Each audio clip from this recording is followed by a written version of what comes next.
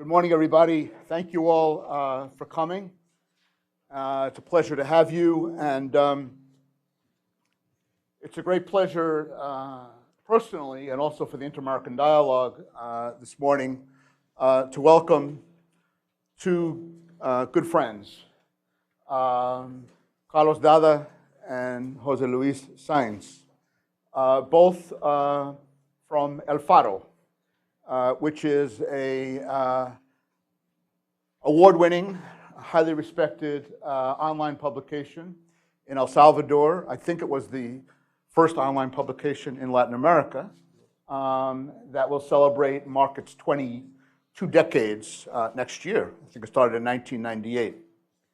And Carlos was the founder of El Faro, and now he is a reporter for El Faro, and he turned it over to José Luís in 2014, José Luís is now the director of El Faro.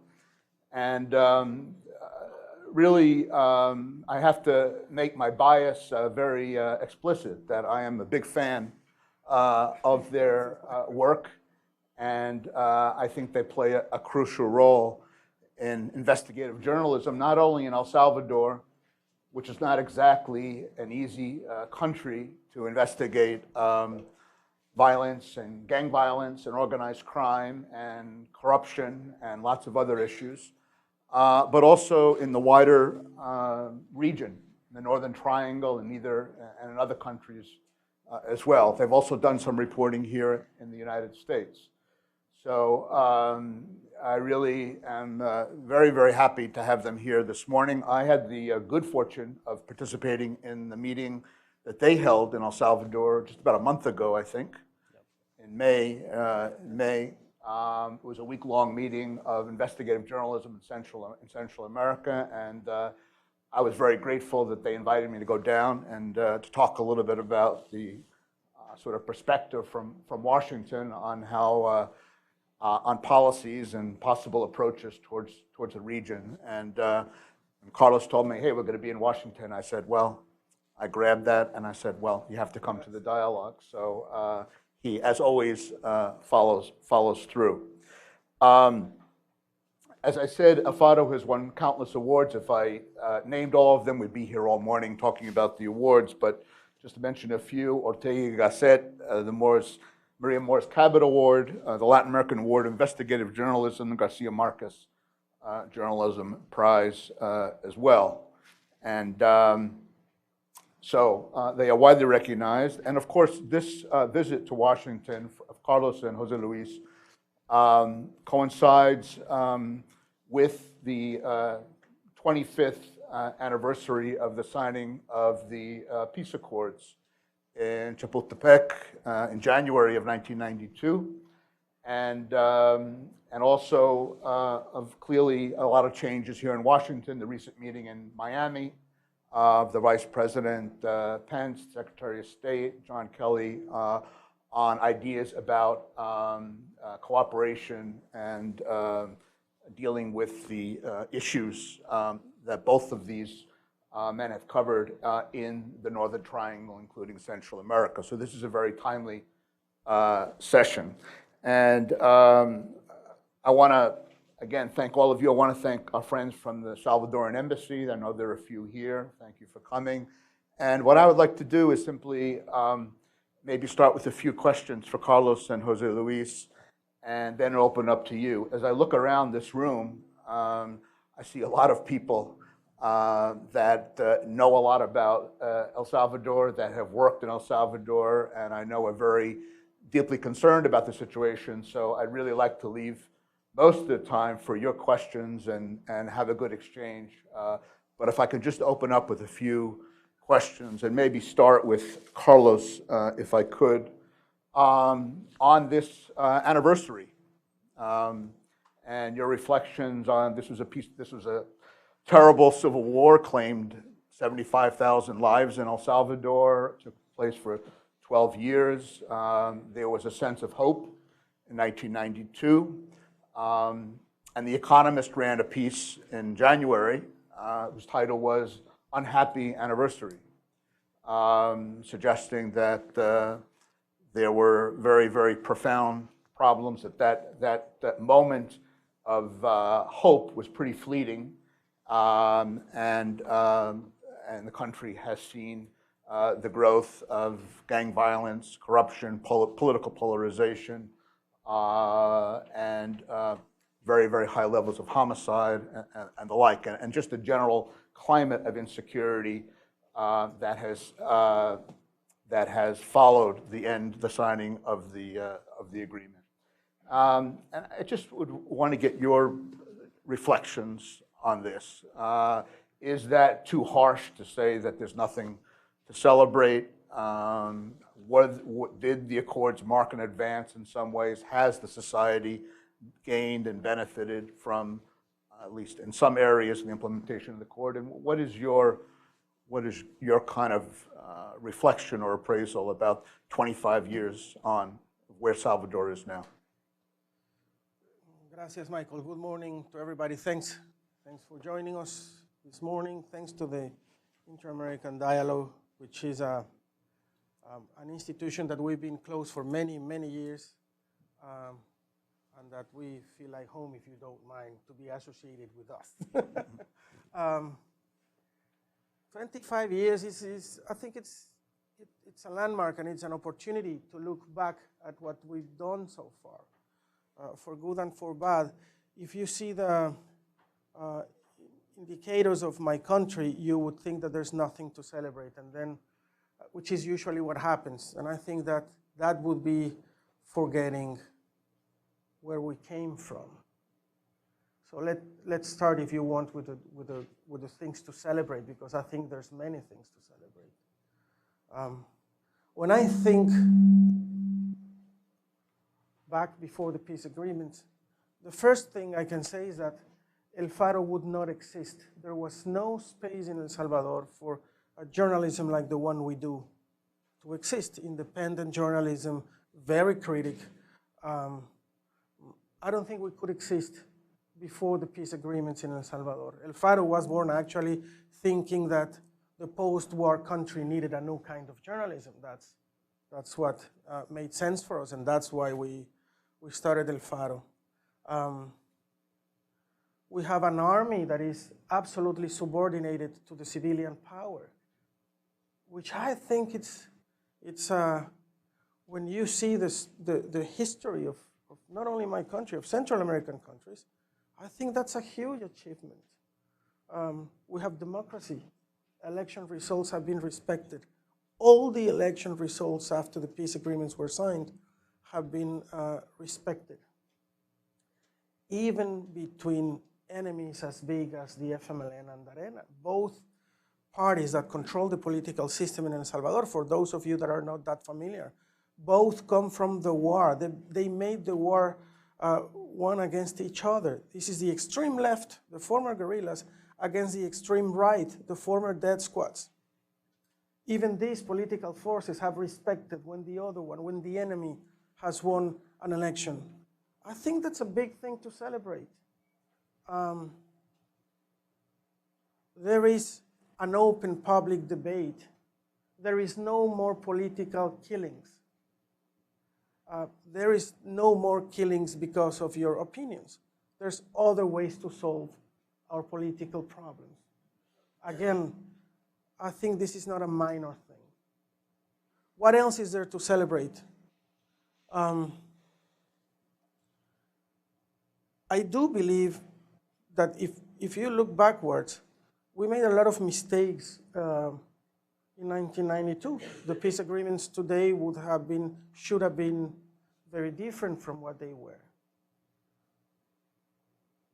But humanity has learned a lot of lessons in these 25 years. So now we can judge those peace agreements based on what we know now about peace processes.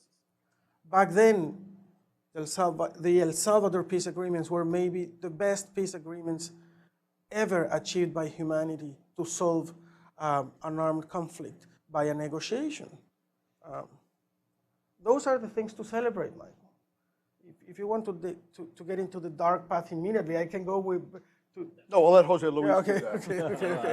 okay. So good guy, bad guy? Right. Luis, you're from Spain, but your whole career in journalism has been in El Salvador. You got there 18 years ago, so this was after the Peace Accords.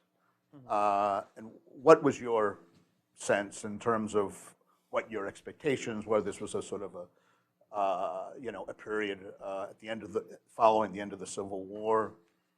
Did you expect things to be improving, getting better, and what did you find? What struck you? Well, if I am the bad news guy, the first one is my English. So sorry for that, for my accent. When I said yes, let's do it in English, I assume it will be a smaller reunion. And it was a joke, Mike. Sorry. Yeah.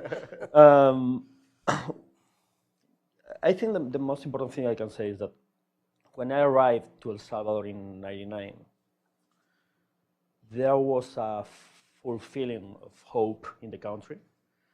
The political process was still focused in finding common points, consensus. The discussion had, I think, a higher level than it has now. The war and the peace accords were like something in the middle of the table that made everyone to work in order to find some kind of common project for the country. And I don't think that that's happening now. That idea, I think, was broken in the Francisco Flores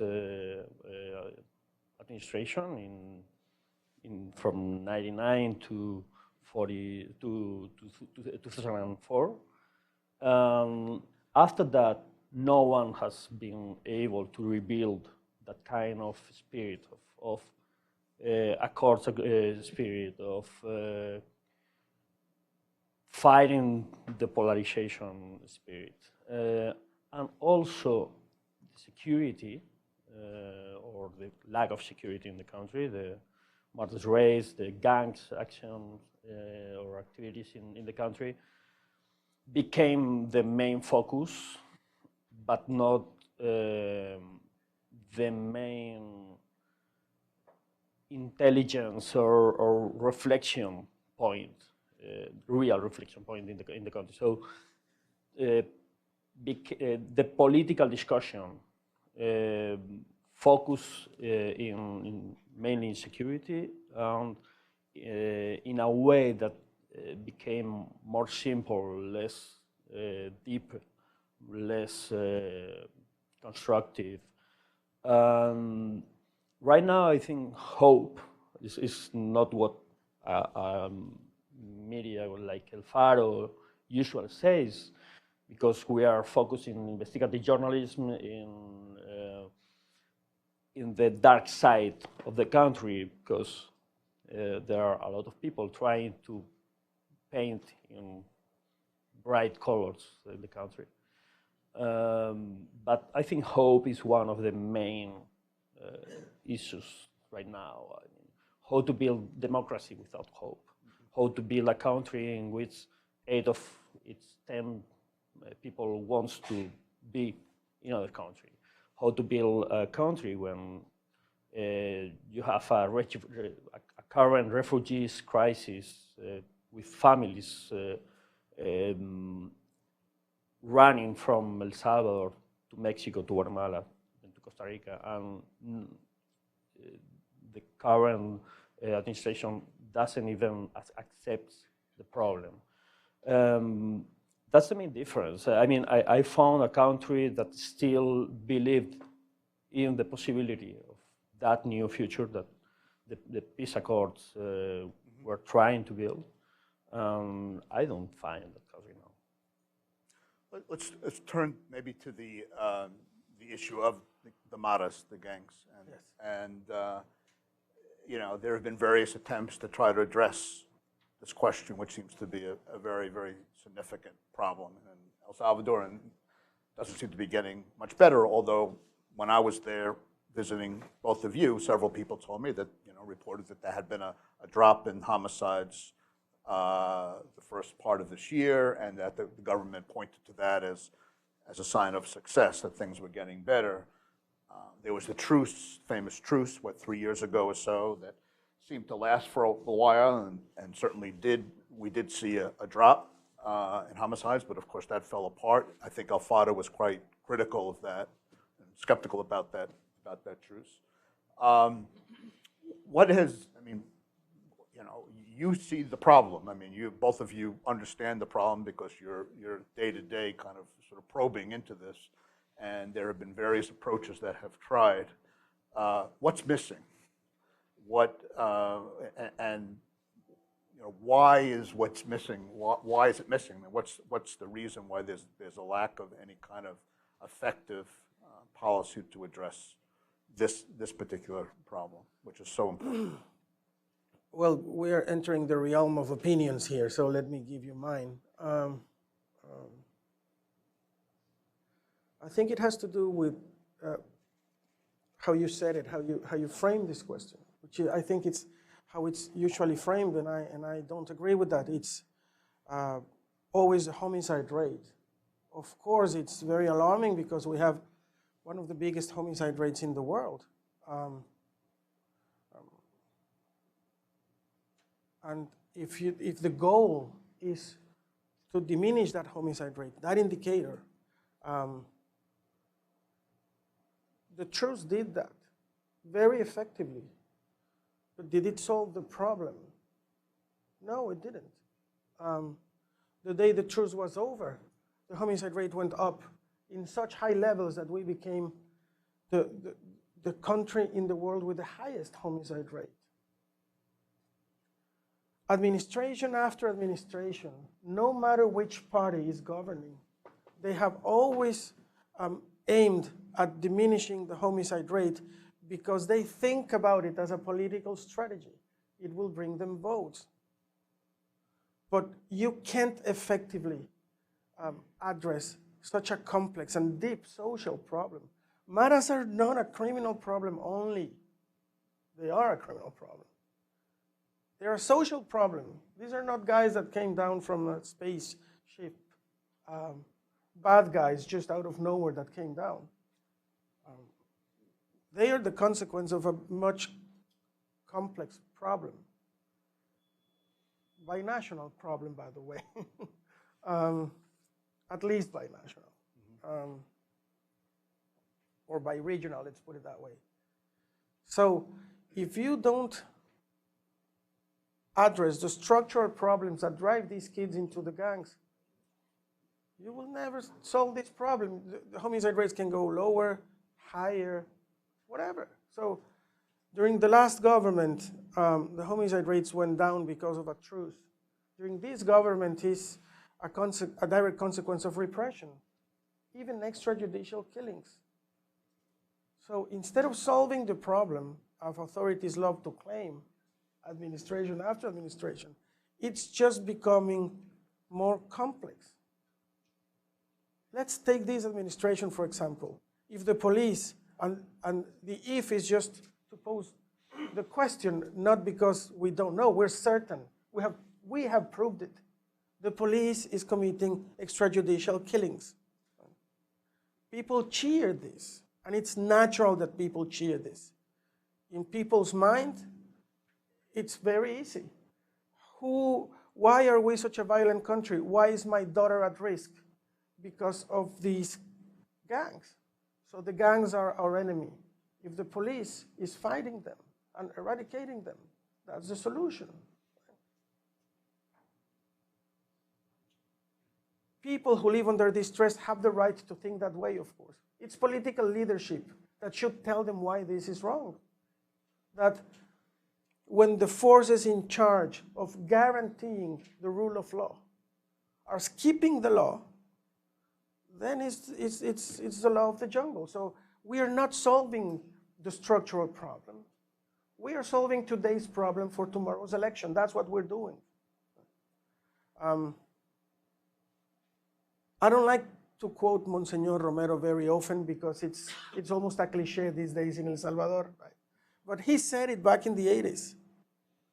Violence will still be here if we don't address the structural causes of violence. So 37 years after his killing, we're still in the same place. The nature of our violence has changed. The way that we address it has not. So we will never solve this problem if we don't see it as a very complex social problem. And by the way, that works also in this country, which has never acknowledged its co-responsibility on the problem. Right? I'm going to stop there, yeah. So Luis,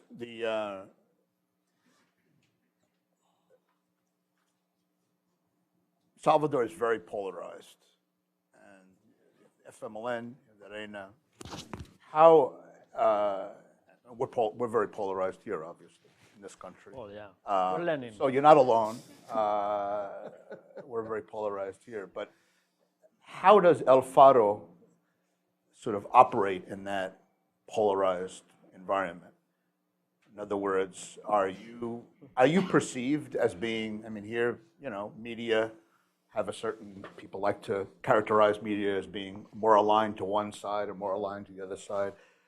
Is El Faro seen as more sympathetic to FMLN, more sympathetic to Arena, more sympathetic to, how do you sort of really preserve and project the independence, and is there a space for that in that polarized environment? Well, that's fun because until 2009, when FMLN won the election and the presidency, I think most of the people thought that we were like a leftish media online site, and suddenly we now are part of the old establishment, and we are part of some kind of soft cop strategy for these last two administrations. And we usually make jokes about how the FMLN got the bad luck of being in office when El Faro became bigger and more professional. I mean, of course, in the last 7 years, we became, I hope, better and more accurate and more and develop some skills. So now we make stories, deeper stories, more hurting or aggressive stories about corruption. So sometimes the people close to the party ask us why you didn't make that stories when Arena was in office. We were younger. I mean, we're in 10 years, in a 20 years story, you learn a lot. We are now, I think,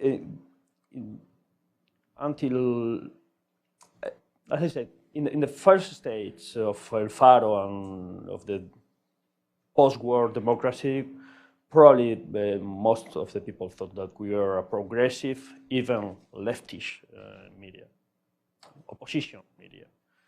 You must remember that Arena was in office for 20 years. For a lot of people, that was the only thing they knew. So it made sense.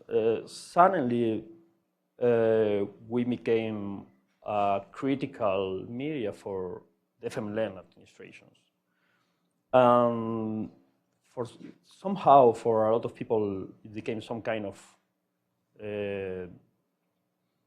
they thought we were traitors. We had betrayed some kind of feeling they had about us. And I think during the Mauricio Funes administration, the first FMLN administration, we were really lonely. I mean, we felt it that way. We tried to stay strong with international allies, with international voices talking about us, reinforcing us. Because at some point it was really hard. I mean, most of the right of the arena or right-wing people thought that we were their enemy, and suddenly also the leftist party thought the same. Right now, I think we have some space in which they respect us, both sides. Maybe they don't like, but they respect us.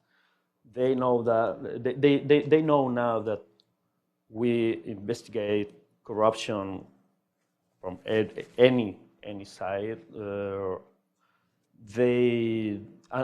There's also a new generation of people, young people, really interested in politics, not linked to the main parties, because they feel that both of them in some way doesn't represent them, that feel that El Faro is like a project for the future. I like to think that right now we are in a better situation to being recognized in El Salvador as a media that is trying to build that common ground of diagnosis or of debate that the country needs. But it was hard. In the first FMLN administration, it was really, really, really hard. I don't think we could even imagine the level of attack we would receive from the president itself, telling us liars in the media. I mean, we wouldn't do that here. Yeah, that's why I say that we know, we understand you. Thank you for your solidarity.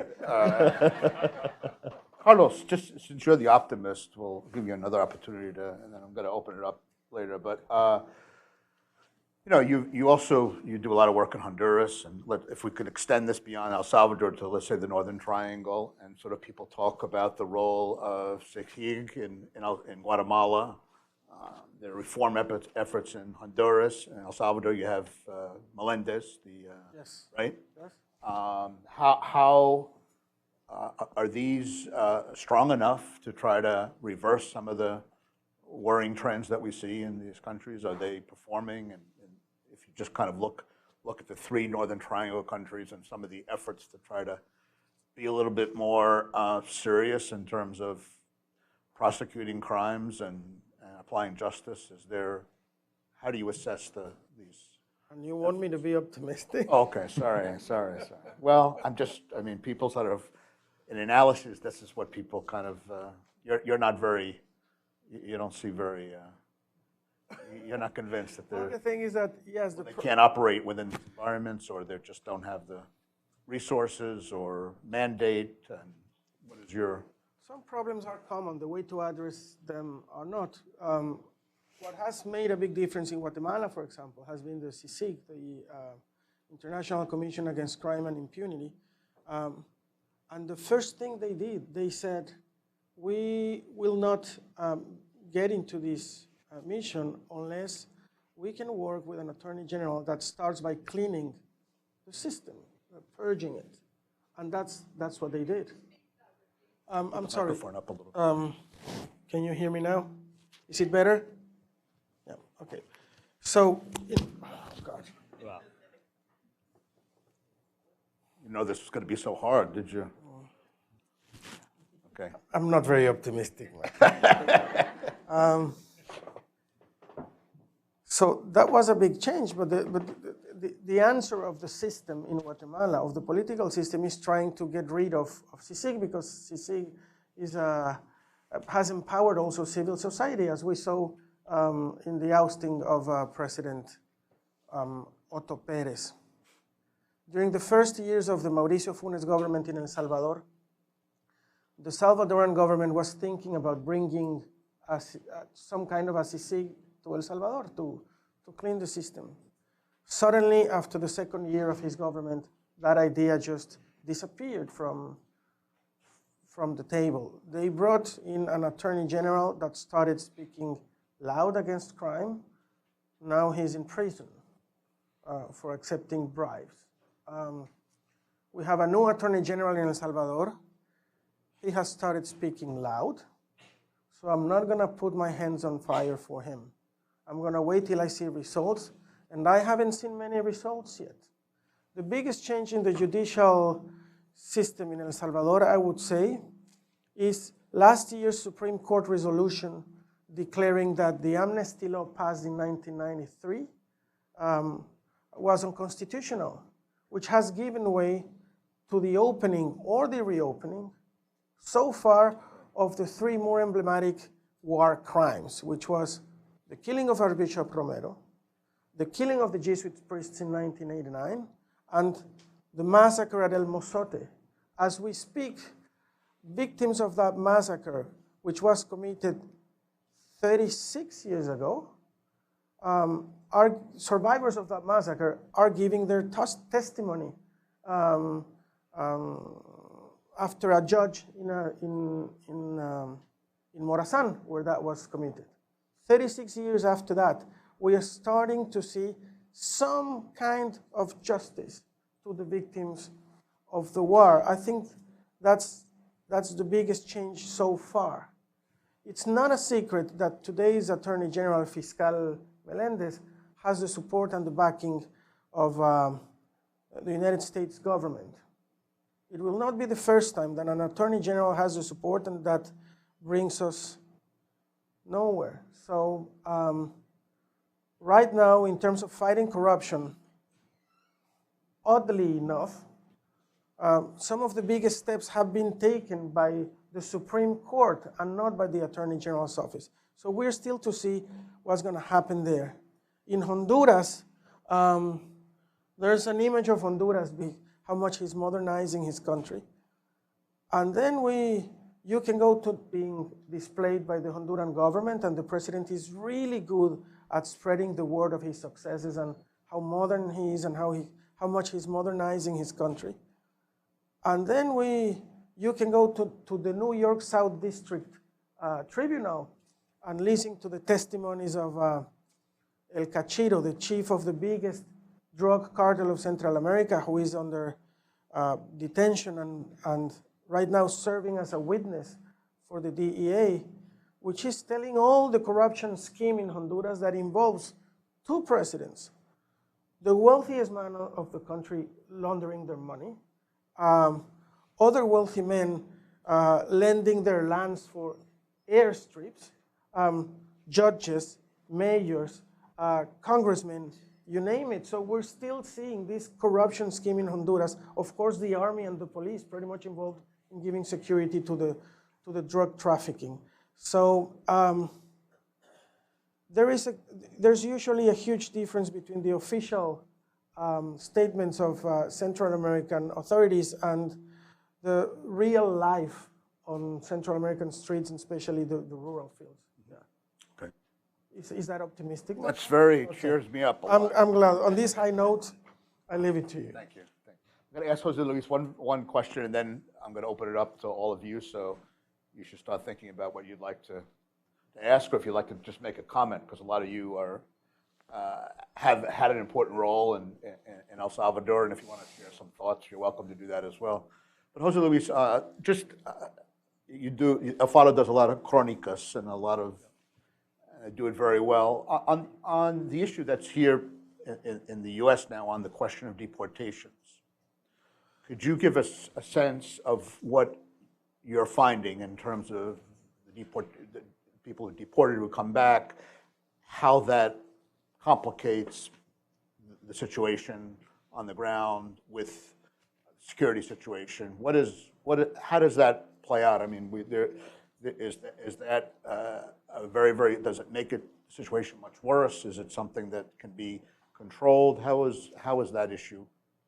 It's interesting because I think deportations are not only a big issue in terms of El Salvador security, but also in terms of United States security. I mean, I think the approach, thinking that deportations will solve, especially the gangs problem or Salvadorian gangs problem in El Salvador, in the United States, is a mistake. Look, first of all, MS-13 and 18th Street Gang, the two biggest gangs in Central America, as you all know, they were born in California, in Los Angeles. I mean, were deportation. What took them to Central America, to an environment in which they evolved in a more violent, more strong, more relevant way. And then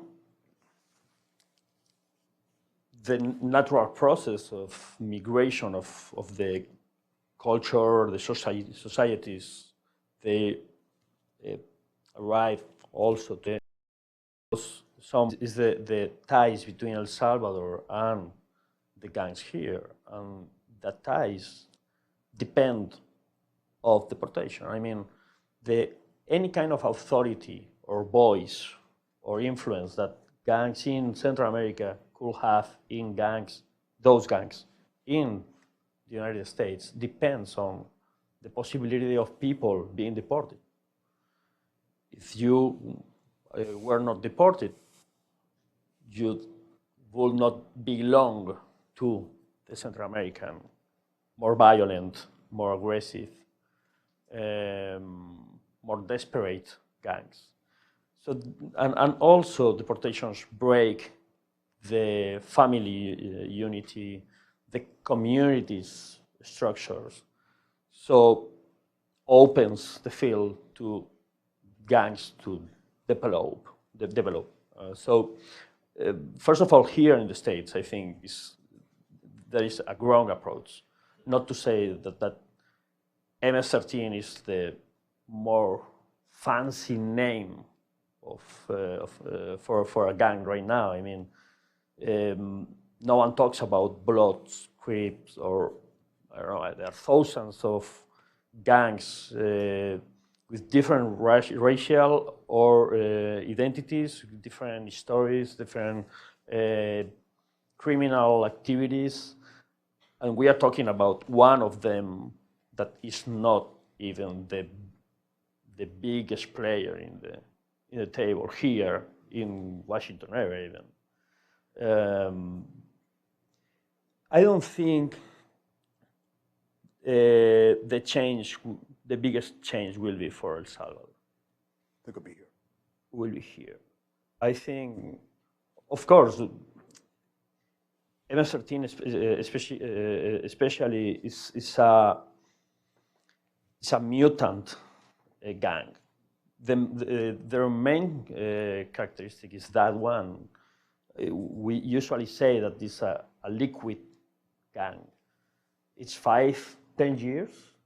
It's a different thing, different level, different activities. It's a young gang compared with the old-style gangs in the States, and changed a lot really, really fast. It's not the biggest. It's not the more drugs related. It's probably the most. I don't know if the word is exquisite one. And that's what makes really, really difficult to face MS-13.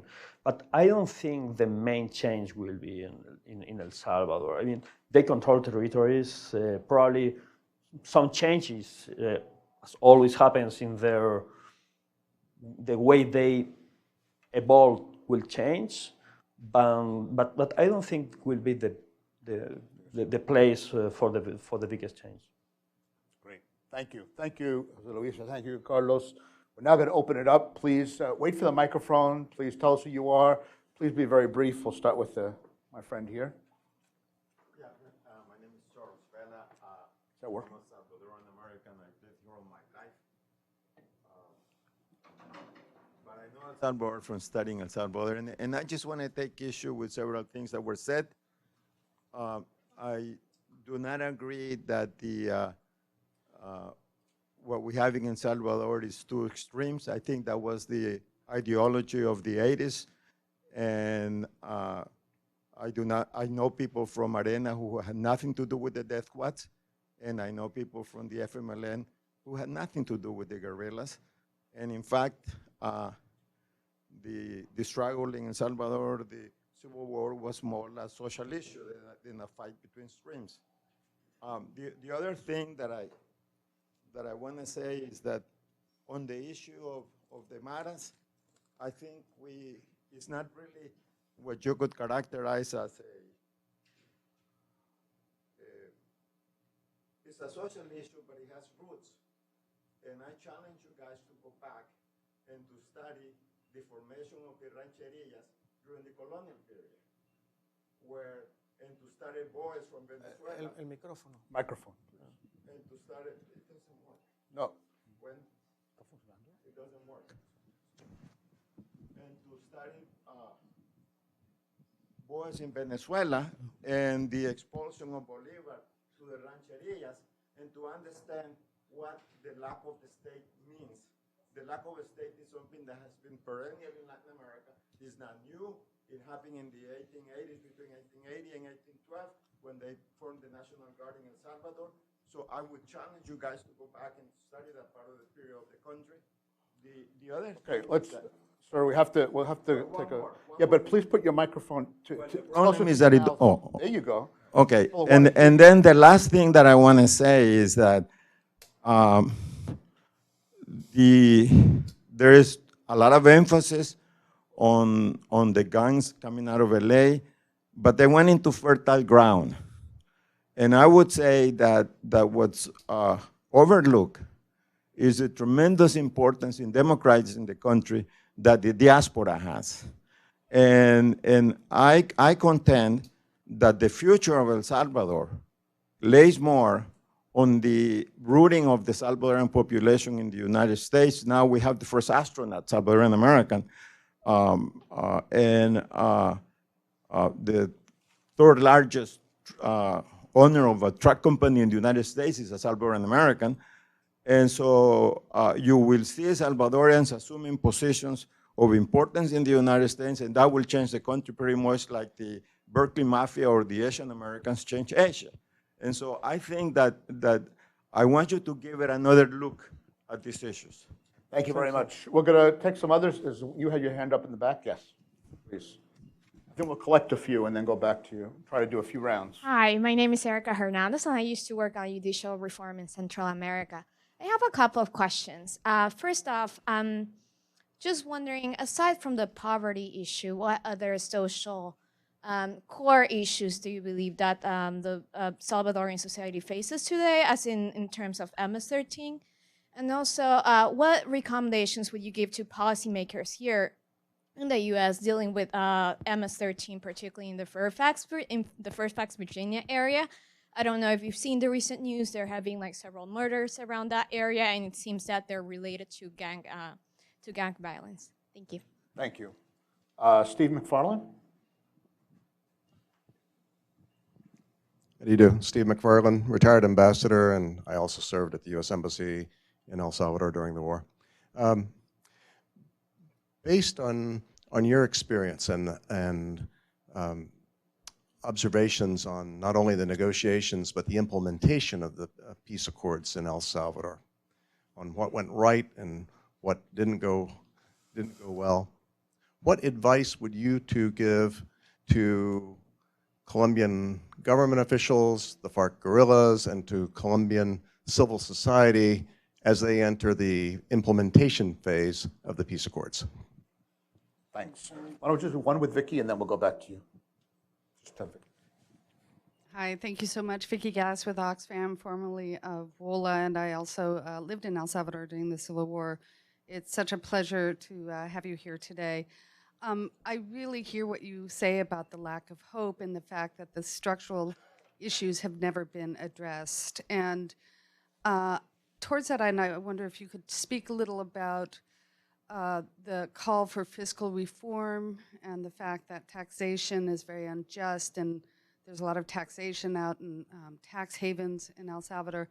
And then secondly, the struggle around a minimum wage or a raise in the minimum wage in El Salvador, and what are some of the implications? And then a final question would be, how can we begin to address those structural changes, really, and invest in things that aren't geared for export, but actually geared for developing the country? Thank you so much. Thanks. Good questions. We'll have another round in a second, but why don't we turn to... Of the answers, you will be the president. He has all the answers? Okay. Just have one, Jose Luis. I'll leave the others for you. Yeah, there's a lot. We'll take the easy ones, Jose Luis. One questions for you. No, Mr. Vela, you're right. I don't say that all ARENA members or FMLN members are extremists. I didn't say that. I said they came from the extremes. I don't mean that every member of ARENA is a death squad member. I said ARENA was started as a death squad organization, and I sustain that. I said the FMLN started as 5 insurgent forces, fighting for revolution, an armed struggle, and they positioned themselves on the extreme left of the political spectrum. That's still the case. It's just that after the peace agreements, they bipolarized the political system, and they still do that. So ARENA has effectively, they have been very effective, stopped any other right political expression, and the FMLN has done the same in the left. And they are still fighting their own fight. And it's great that they don't fight it on the streets, and of course, you're right, it's not that simple. I'm not saying this was the cause of the war, of course. It's much more complicated. I'm just trying to depict briefly how these political forces, where they came from and where they are now. I'm sorry, let me check. You said that gangs went back into fertile ground. I couldn't agree more. I was in San Salvador. I returned from my family's exile January 1992.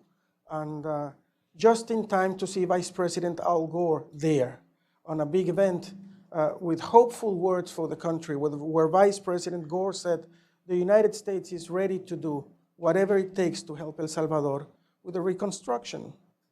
Why did we need a reconstruction? Because all the institutions were crushed after a war. It was full of weapons. There was a culture of violence in society. The social tissue was broken.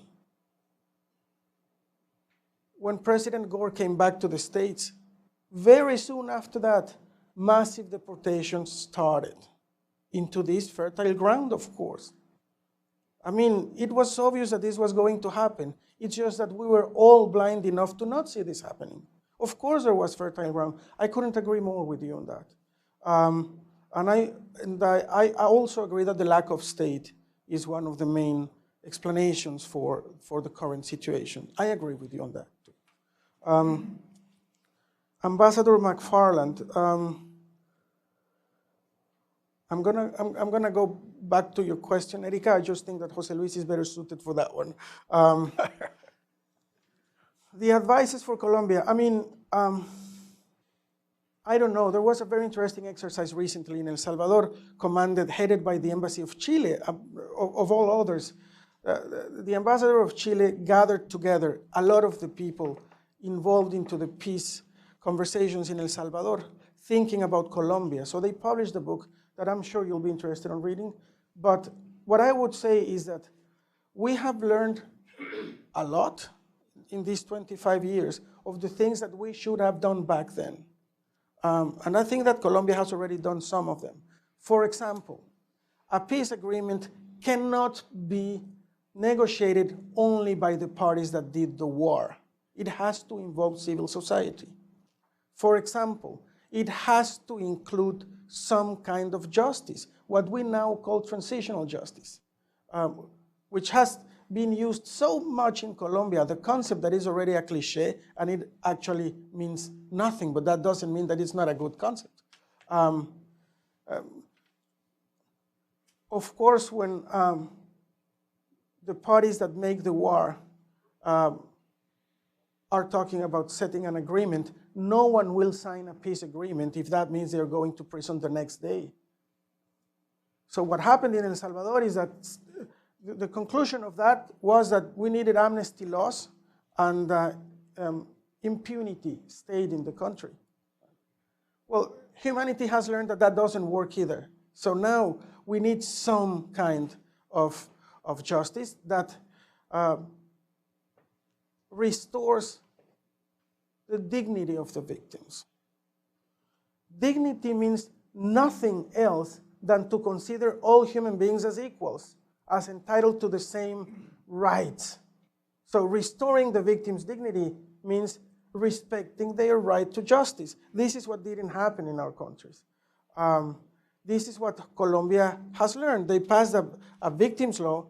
They don't know how to deal with that, but that's another issue. But they passed the victims law, which is a massive victims law, because there's hundreds of thousands of people that have submitted their request to be considered as victims, which means some kind of also of reparation. I think that what has failed in Colombia is the political conversation among the parties. The rest of the homework has been done. By the way, I don't think I have never seen a more useless Nobel Prize than the Nobel Prize that went to President Santos, because I was naive enough to think that this Nobel Prize was going to unlock everything, and the peace agreements that had just been voted no would revive with a lot of strength and legitimacy from the Nobel medal. Well, of course, I was naive enough. This didn't happen. I think we will learn a lot of lessons from Colombia.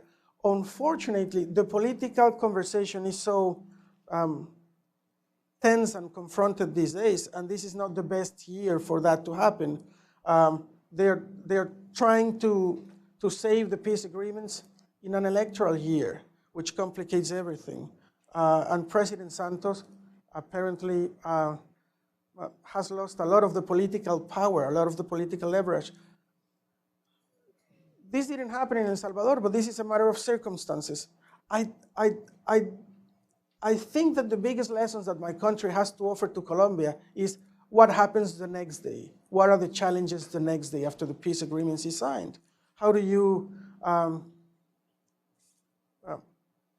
reintegrate all these outlaws into civil society? How do we remake our lives? How do we repair the social tissue?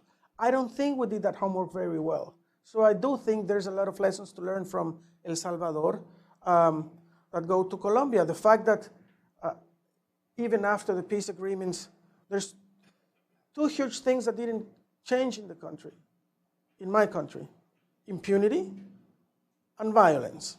The nature of violence changed, but violence didn't. Basically because we didn't address those structural problems. And because the official narrative in El Salvador is, we don't need to reopen the wounds. No, let's not look back, let's look forward. Well, if you don't look back, you can't solve those problems. I don't know if this helps to answer your question. Thank you for your question, Ambassador. I'll leave the others to Jose Luis, I guess. All the others. You have to solve the structural problems in El Salvador. Yeah. I'm an expert. Where do we start, Jose Luis? That's easy. Well, I think. Well, let's talk about gangs. That's my topic.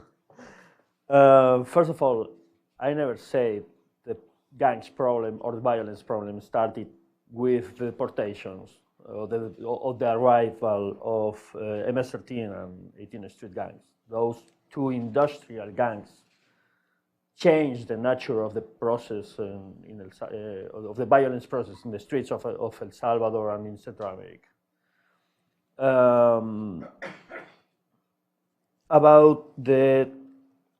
I think it's important also to talk about the transnational identity of El Salvador as a debt for the political parties to face. I mean, of course, the diaspora, but it's something, it's part of the identity, political identity, not only cultural, folklorical identity of El Salvador, or even economical identity.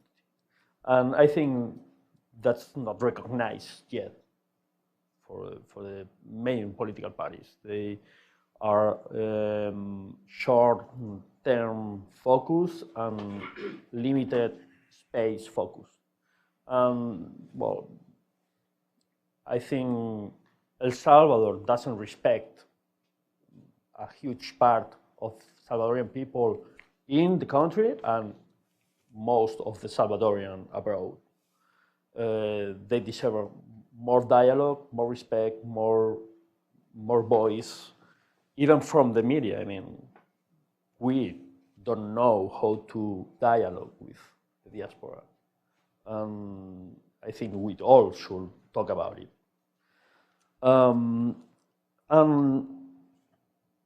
Well, suggestions about how to face gangs in here or MS-13 here. I will say only a couple of things. First, as I said, I think MS-13 is like, I don't want to sound like superficial, but in some way the sexiest enemy.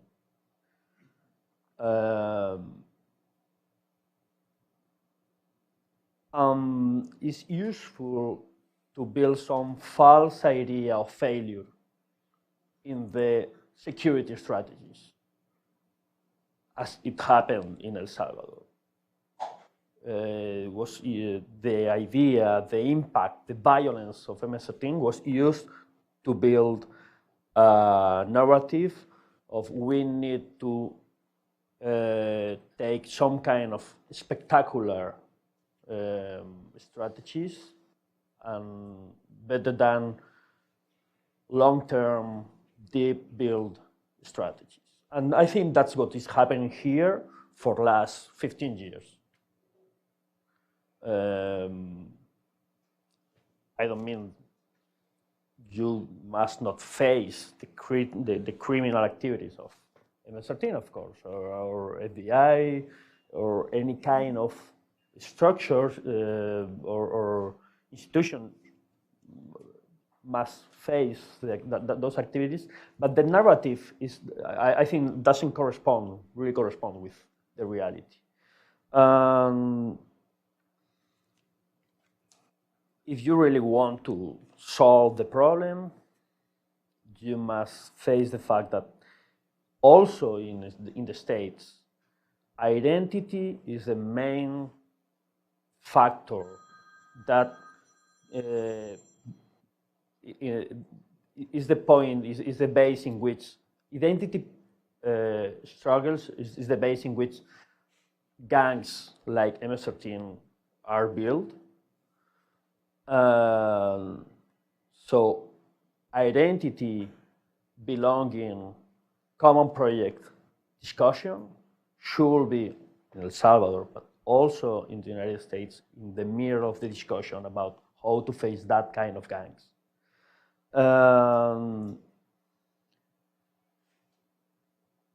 Gangs like MS-13 are, as Carlos said, not only a criminal expression, but also a social expression of the marginality of the future, of the possibilities that a lot of young people faces. I think we all know that. that's like the, I don't know, the sad thing about this.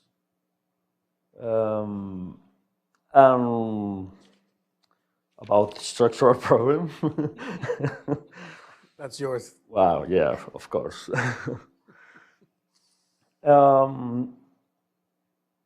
I think in some way, I will say something, I don't know if it answers this 2 or 3 questions related with the structural problems in El Salvador, but I will say that I think part of the problem right now is that the debate is, I think, is not really, the political debate is not really based in future. It's hard to say, but I don't think the main political leaders in El Salvador are right now worried about future. They are more worried about some kind of legacy idea based in their past. Most of the political actors right now belong to the 80s and 90s politics or join to the idea of political fight that still that comes from the 80s and the 90s. So they are trying to solve something that belongs to the past. They are not discussing the future. None of them. None of them. And there's some kind of new, I don't know, generation. I don't think they are yet, they are a generation yet, but a group of new political leaders or voices that are still trying to find a way to renew both parties, because in El Salvador in the last 25 years, the political story made a point. No one will take power outside of FMLN or Arena. And FMLN and Arena are not democratical parties. They are not. Internally, they are not democratical. So how can you build a democratical future with two political parties that are not democratical, that are obsessed with the past, some kind of, we will say, I will say the last word, I will won the historical 80s battle. Both of them are saying that, are doing that. Arena still uses Roberto Tabuchon image. FMLN is not better than that in that sense. I mean, structural problems, yeah. I think the political system itself, I don't know, system, the political map is not useful anymore. I'm not saying we need to just put it apart, but for sure we need new ideas, new attitudes in both parties and in social society also, because some of the civil society, structures still feel that they belong to their past also, and that's sad. I mean, during the Arena was never interested in civil society, and in articulate social debate, and FMLN in some way thinks that a lot of civil society organizations belong to them. So you don't have neither independent discussion outside a really vigorous independent discussion outside of the parties. I think we have a political problem in a bigger sense right now. Thank you, Jose Luis. Why don't we go, oh boy. Can you stay another 4 hours or? If you have coffee. Is that Mike Barnes? Rum. Why don't we go to Mike and then we'll get a couple, other, sorry. Well. Thank you. Mike Barnes with the Center for International Policy.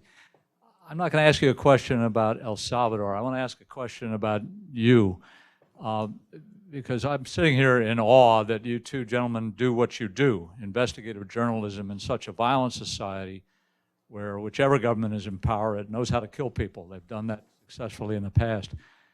How do you and your reporters operate in that environment day to day? How do you do the extraordinarily important work that you do? I'm just so impressed that people like yourselves have the courage and patriotism to do what you're doing. Thank you. Thank you. Thank you. Yeah, sir.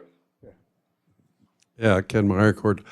Speaking of impunity and reparations, justice, are there any American government officials who should be held responsible for their actions during the war? Or is there a reason that the United States government as a whole should be held responsible for reparations? Thank you.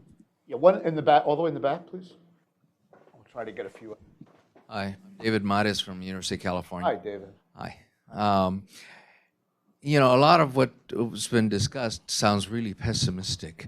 And even when you look over to Colombia, I don't want to be optimistic about Nicaragua, but the comparison just jumps out. I mean, you know, it's not that the FSLN in Nicaragua is not looking backward. Nicaragua is poorer. Nicaragua has the migration. You know, it has people coming back to Nicaragua, yet it doesn't have the degree of problems that El Salvador does. So what might we learn from the Nicaraguan experience that might be useful for thinking about El Salvador's moving forward? Thank you. Yes. Okay. Yeah. Hi, Sarah Hall from the Central American Resource Center. I spent time in El Salvador during the truce. And my question is, knowing what civil society has gone through and how affected they are by the Maras, how do you expect to kind of get them on board when you talk about this sense of cheering on a lot of the extrajudicial killings? How do you bring people back from that? Thank you. John, do you have a? No, we got a. You want to do it? Hi, John Dingus, Columbia University, and I'm going to pick on Mike Martin's question because we're putting you guys in the situation of talking about the politics and criminology and Central American context, but you're journalists, and you have made an incredible impact in all of Latin America because of El Faro's pioneering role as a online newspaper. And I'd like you to talk about that, as Mike Barnes was saying, to talk about your role as a media organization that exists almost entirely digitally in a country where everybody has a cell phone probably, but not necessarily, you know, they access it in a different way. The newspapers, La Prensa Gráfica and El Diario de Hoy, were both identified, the major newspapers, both identified with Arena much more than, certainly not with the FMLN. So how have you carved out an identity in support of information, but also in support of the progress of democracy as a journalistic organization? Thank you, John. We're not going to be able, unfortunately, to get to all the questions. Of course, the time is. I have brief answers and then come back to. Oh, you want to stay on? For us, it's okay. Oh, it's okay. Okay. Why don't we go back and then we'll get some more questions. We'll just stay here till midnight or whatever. Serve lunch, dinner. So let me start briefly with your question about if there's any U.S. Government official responsible for war crimes or all this stuff. Some of the best journalism from the war days in my country was written by U.S. journalists, by a golden generation that grew up there. And there's a lot of literature in that respect. But let me tell you a brief story to give you an example of how things work, especially in this country.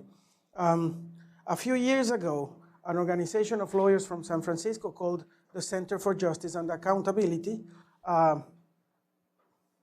they found a law that had not been used in almost a century in this country, but was still vigente. How do you say vigente? You could still use it. Valid. Just had not been used, but it was still there.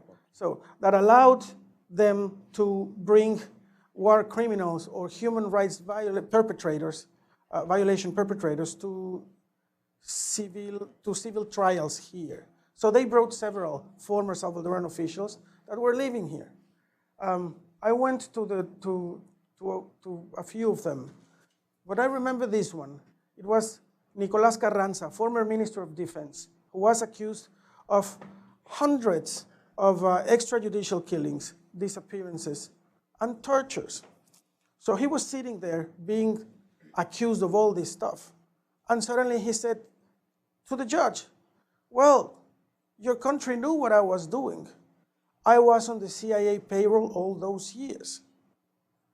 And then the judge changed the subject. In all of these trials against former Salvadoran security forces, the questioning stops when the United States role gets in, right? Most of them were CIA informants. Is that the White House? Okay, that's it. Sorry. Thank you very much. My name Said the is, magic word. my You name said is the Luís magic word. González or something. Said the magic word. There. Yes, yes. But we understand. So I think that the United States, it's on your own interest to review your role in all these places because it hasn't been done properly. I don't only think it's unfair because Salvadoran officers are former officials are brought to justice here, which is great, but as if they were monsters that acted independently and not acknowledging that the United States was what I call the biggest pyromaniac during the 80s in the Central American region. There's no acknowledgement on that. There's enough literature, at least, as to claim high-ranking US officers in the cover-up of war crimes. El Mozote is one. Mark Danner's book makes the case in a great way. The nuns, the killing of the 4 American church women is still to be solved, to what extent the Reagan administration did a cover-up. I ran an interview last year with a former Salvadoran intelligence officer that, on the record, explained to me how the CIA knew about the killings of the Jesuits because they had officers in their companies. They were there. But this has not been addressed here in the same way. So I will leave it to you, US people, because it's also in your own interest. About John Dinges and Mike Barnes' question about what we do. Well, I think we have been fortunate enough, first because we were born 20 years ago online. No one read online media, forget El Salvador, anywhere. It was a joke. So that allowed us, that gave us a lot of years of leverage to be able to make a lot of mistakes without paying the price because no one noticed that. And we made a lot of them. We have been fortunate enough to be a media built by journalists. So our identity, which is what you were asking for, John, our identity comes from those discussions and those dynamics. We are a media built by journalists. So, and that's why we're not a wealthy media, but we are. But, and since we didn't have guides in our country that could transfer knowledge to us, we had to learn from our own discussions. We had huge discussions, we still have them. Very autocritical, reviewing what we do, reflecting on that, trying to learn from other pieces, a lot from US journalists. So that has allowed us not only to grow, but to form our identity. Security measures, well, we feel a bit uncomfortable when we talk about this, mainly because we are not even close to the risk that our colleagues in Mexico, in Honduras, or in Guatemala are facing. Now, that doesn't mean we are not under risk, especially if we are going also to all these countries. And in our country, it's not the safest of havens. I don't want to get deep into our more risky experiences, but just to say this as a matter of interest maybe for you. When we started getting into these investigations of organized crime, violence, drug dealing, we realized soon enough that we needed some knowledge about how to protect ourselves, how to do it safer. We came here, talked with a lot of friends, institutions, universities, and we found out that all the knowledge about how to protect yourself, a journalist, under risky situations was all designed for American or European journalists that go to Iraq or Afghanistan, to these hot spots. And then they come back here. So it's how you deal with the problems during the month you're there or 3 months you're there, and then how do you deal with your post-traumatic stress problems when you come back here. But there was nothing for people like us, that we never leave the place, and that we are reporting under different circumstances.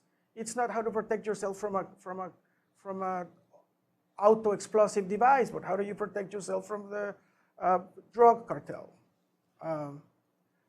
So we developed a system just by reflecting on our own experience. And I think we've come, not with the safer of systems, we're still developing it, but at least with a safe net that allows us to go and report in a safer environment. We've learned these things, that we don't not only have to deal with our own physical or electronic security, but also with our emotional security, also with the judicial consequences of our work. So most of our cases go through a lawyer.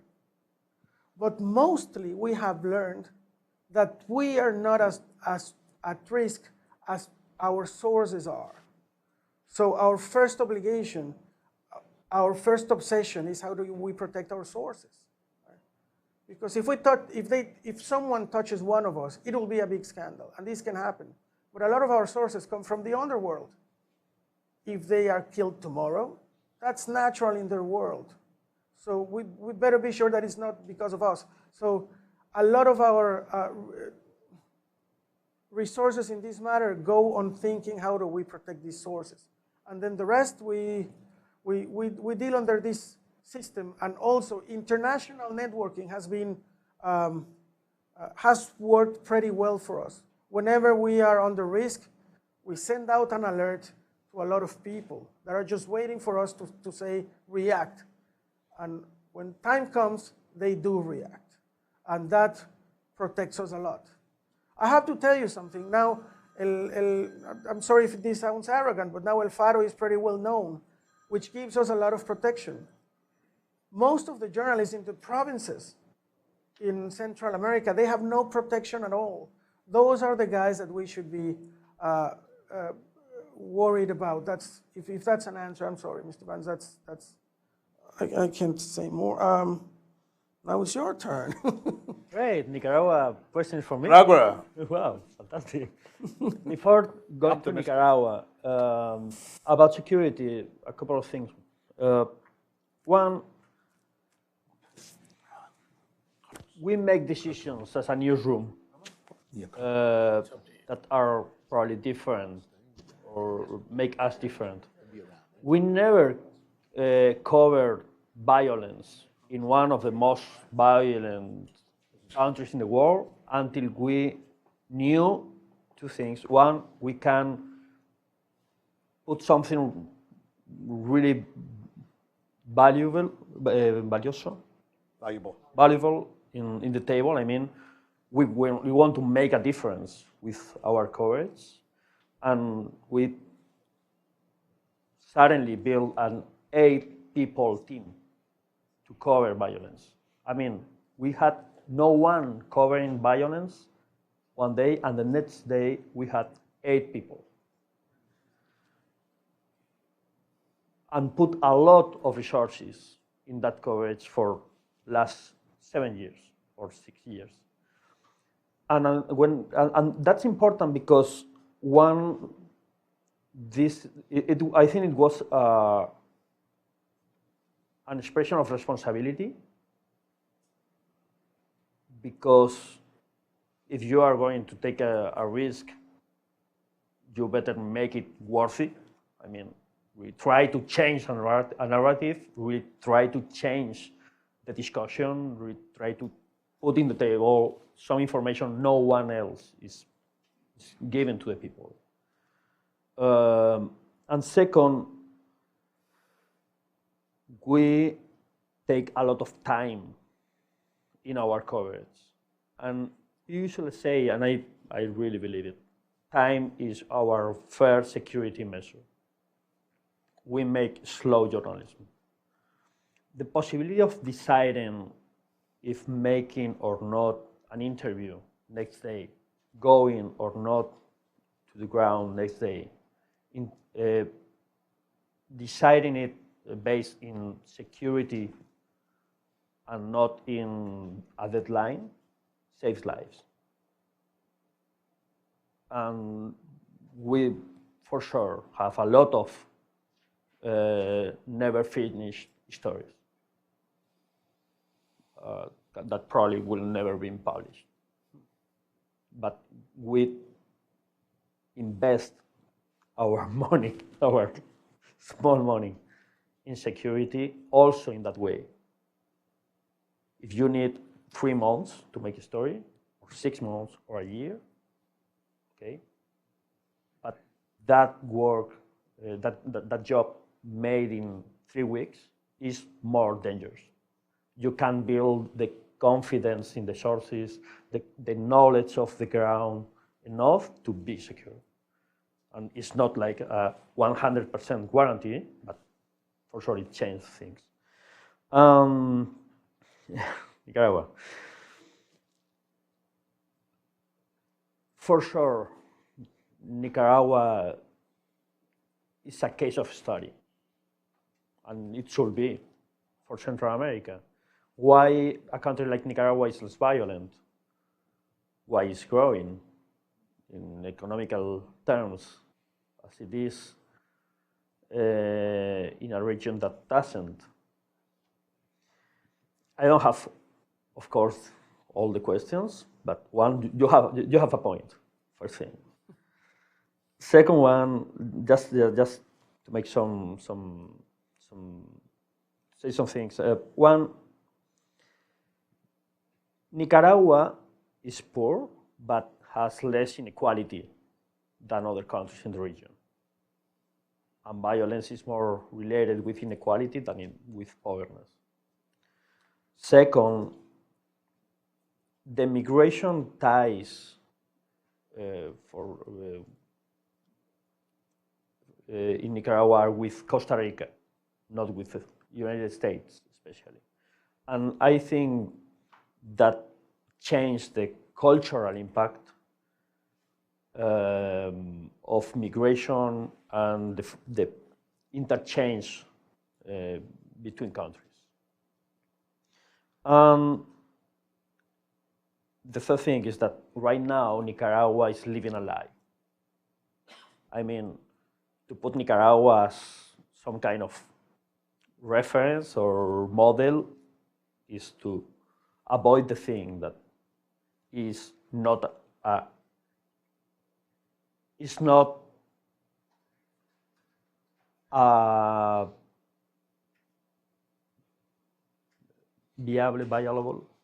viable model itself. The lack of democracy, of free spread, of freedom of expression, of free press right now in Nicaragua, accountability will be a scandal in El Salvador. Will be for sure a scandal here in the States. But, well, yeah, well, again, we should make some kind of workshops here. We'll follow up on this. Central American experience, how to learn from. But it's also the expression of the hypocrisy in not only in the States, but especially in Central America. Most of the companies that blame company or political leaders that blame Venezuela or that demand more or react with big words and a lot of noise to any kind, and they should, any kind of freedom of expression problem in El Salvador or in Guatemala, or corruption case in Guatemala or in El Salvador, they don't say a word about Nicaragua. They invest or they establish or keep their relationships with Nicaragua without saying a word. Central America, in that sense, doesn't exist. It's not coherent. There is not a debate about democracy in Central America. Maybe in each country, but not in Central America. The standards you demand in one country are not the same in another one. In that way, Nicaragua, for sure, is a big topic, but I don't think it's a model in any way, in any sense. How to bring back civil society to the debate, to a less emotional or not only emotional debate about security.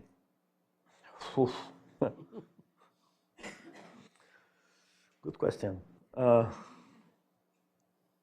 First of all, Carlos said it, it's the responsibility of the political leaders, of the social leaders, of the media. And I don't think most of the media has taken that responsibility for the last 15 years. You cannot, or you should not make journalists based in connecting with the emotion, with the feeling of the people. Because as we always say, you don't make journalists for the people, but for the itself, journalism itself principles.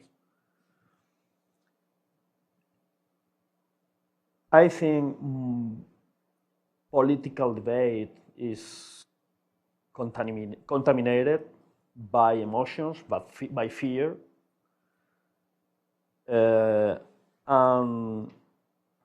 Bad news is that people right now in most of the communities or a lot of communities in El Salvador are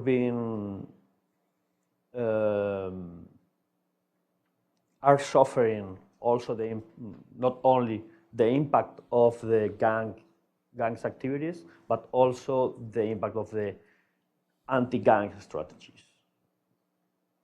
Any young men